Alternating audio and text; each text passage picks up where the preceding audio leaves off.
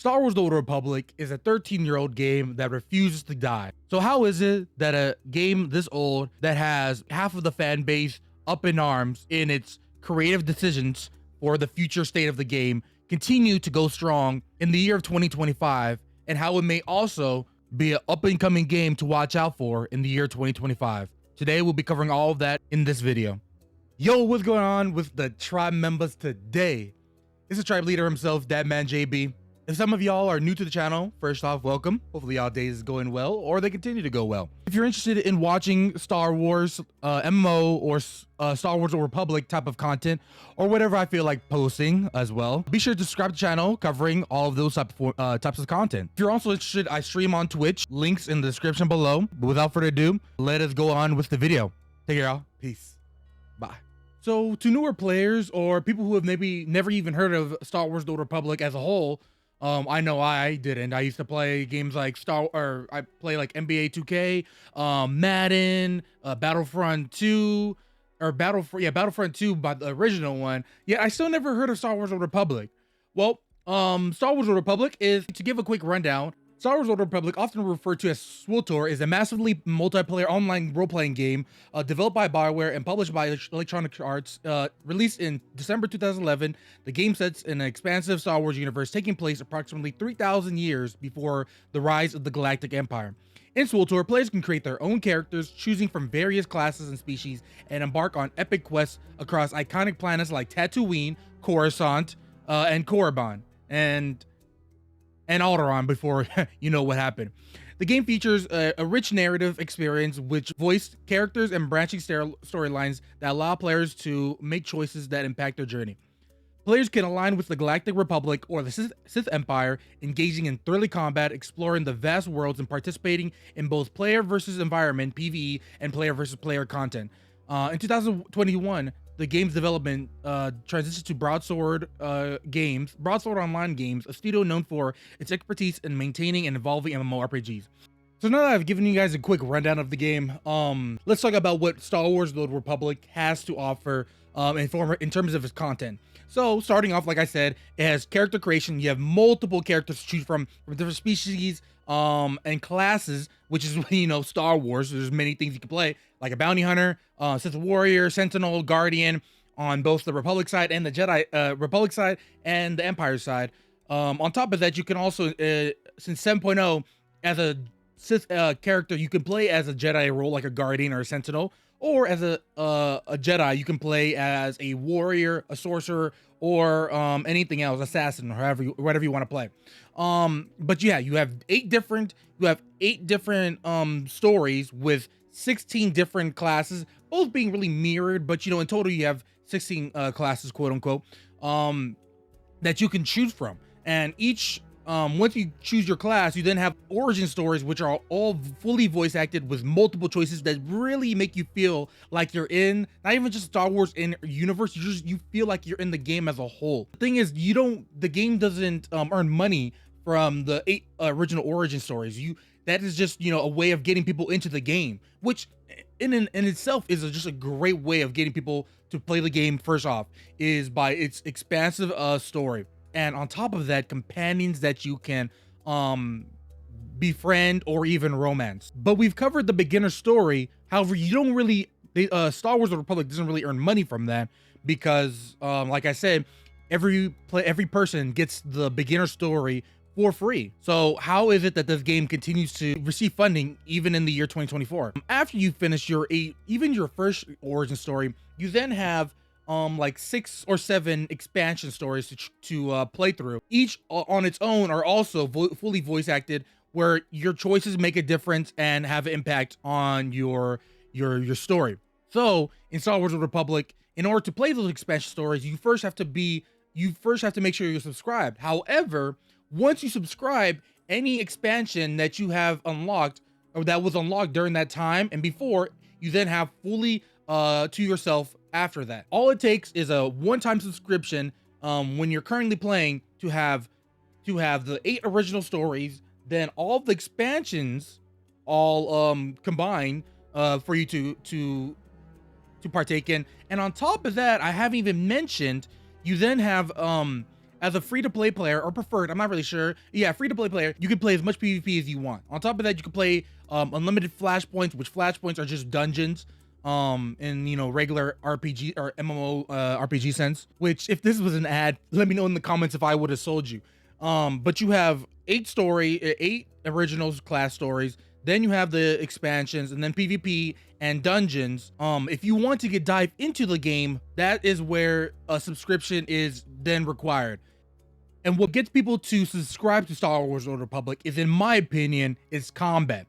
For those of you who don't know, to give a little rundown, I stream Star Wars Old Republic 3 to 4 times a week. And what I usually stream all the time is its PvP. Its PvP, in my opinion, is some of the most enticing thing this game has to offer. Now, I mentioned that you can subscribe, you could PvP as much as you want as a free-to-play, a preferred player. So what's the reason for subscribing? Well, to just give a rundown, you have unlimited raids or operations, which are how you get endgame gear through raids, or you can get them through PvP as well. But you know, for those who want to go the PvE route, you have that option. On top of that, you can then equip this endgame gear, which, you know, is needed for PvP, raids, and so far all the endgame content. But if you already, for those who have already subbed, if you already have your gear on, you don't lose the gear. It doesn't come off unless you take it off, which then you need a authorization for that endgame gear to put it back on, which you can buy on the Cartel Market, or I think even the GTN. I'm not sure. I don't think so. But you can buy it if you want. You could buy for that access, and then you don't have to worry about that gear part. But on top of that, you then have unlimited currency storage. Like I said, you have or if, I don't know if I said it or not, you have a million's credit escrow that you have, and the rest is sent off to your storage. So all of those reasons that gets people to subscribe. And for me, I just subscribe because, I mean, I have the gear, but just having all of that, having the resources to buy and get whatever crystal or whatever customization thing I want, it really just adds towards the immersion of Star Wars: Old Republic. But it's something that's kind of been losing recently, because Star Wars Republic has been trying to focus on getting newer players, people that haven't played the game, and so have all of that 8 origin stories, the multiple expansions, the multiple uprisings, flashpoints, and operations, all of that content. They want to get newer players to come into the play in the game, so that many people just that are older and newer, or older players that have already done all that content, they don't feel that need to subscribe as much. So where does that other income or profit come from?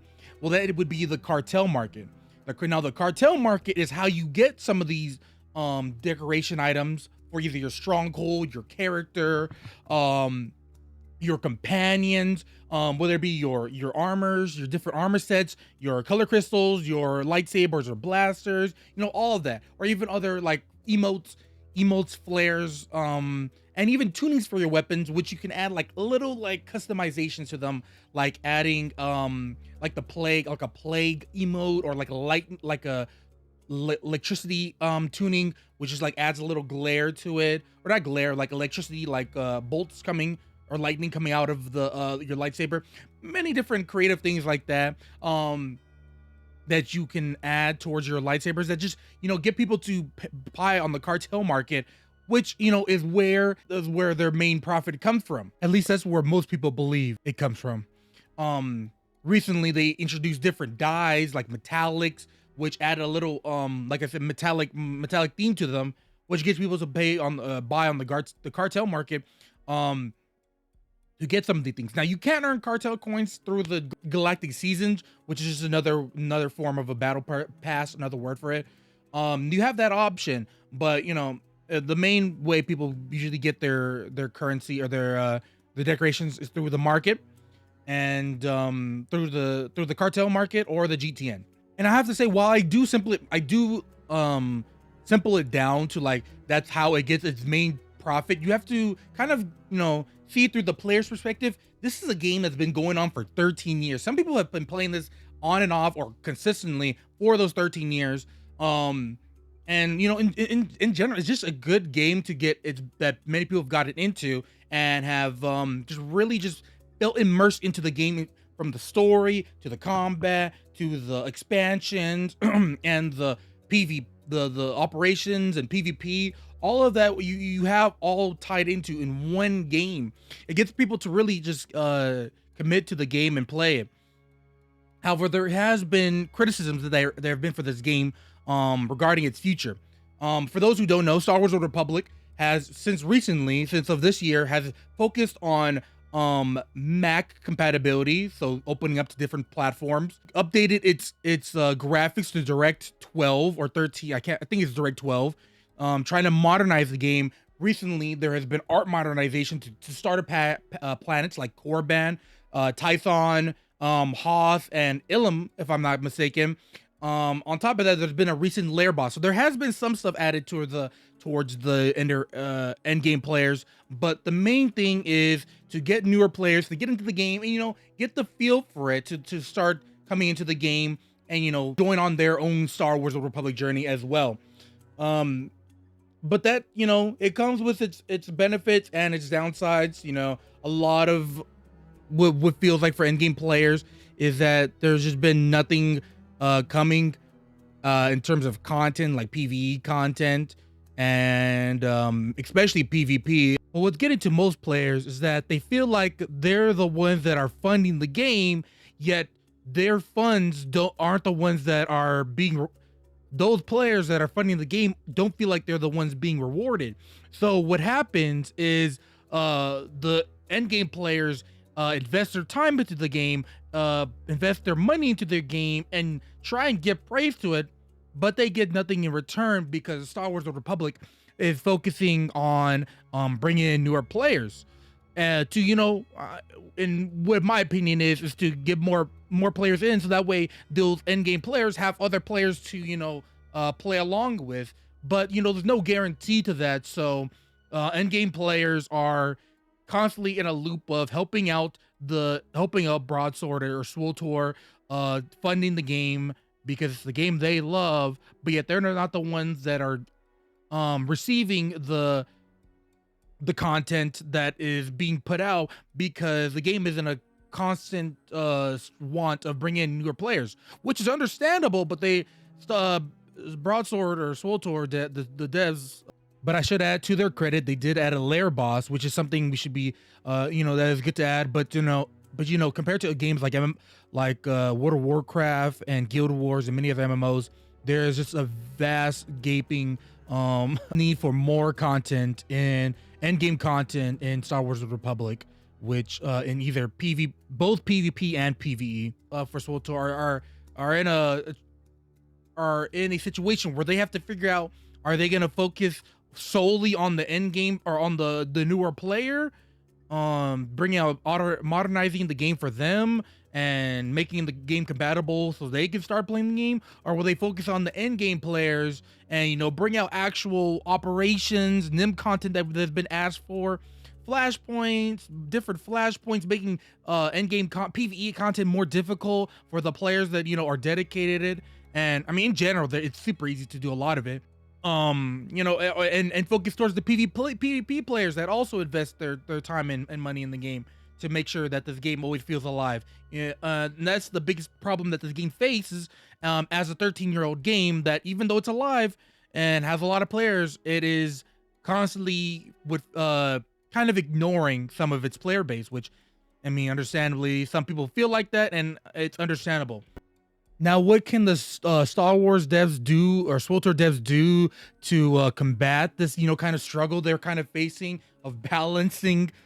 It's kind of ironic that the thing that they're struggling in on is what the the whole Star Wars universe and lore is based off of, which is balance, which is a hard thing to do, but, you know, still kind of funny. But what could they do to kind of balance these two things?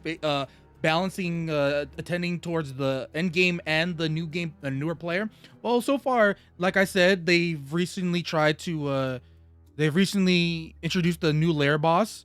On top of that, you know, art monetization doesn't just apply to newer players. Also applies to the end game players as well, especially since story end game and later stories is kind of is going back to some of these starter planets. So end game players get to see some of the art monetization as well. But on top of that, you have new gear, you have a new PvP season, or not new gear, new augments, a new PvP season story that's consistently coming out. Even though I say that the 7.6 story has been delayed due to they feel like it's not at the right direction, but there's still stuff for the endgame community that's still being put out. So that Star Wars is trying to handle the two, but you kind of feel the bias towards one side over the other. But like I said, this is a 13-year-old game and it's still live even now. And even though it's facing these type of struggles, I'm pretty sure many other games are facing similar struggles of trying to manage not even just like their PvE and their PvP, and something to work toward. And I want you guys to be able to tell me in the comments what you feel like, if you feel like there's an attempt to kind of show some attention towards the end game player while also while also making strides towards newer players coming into the game. And if you feel like you can see the balance of the two, or it only feels like they bring out a little bit of content just to keep people to still stay and focus on like the cartel market as a way of them making profit, which I know a lot of people are gonna want to say. And it's like you have to be able to acknowledge both, but let me know what your opinions are in the comments down below, and tell me what you think. I'm gonna say right now, I don't think the game's been made in this month, so any type of talk like that, it's just not anything I'm thinking of. But yeah, this game is a very interesting and enticing game to play, and if you're interested in playing it, I definitely suggest giving it a try. Anyways, though, that's gonna be it for today's video, and hopefully we can cover up more MMO, Star Wars: The Old Republic content in the future. Anyways, though, with that being said, I'll see y'all in the next video. Take it out. Peace.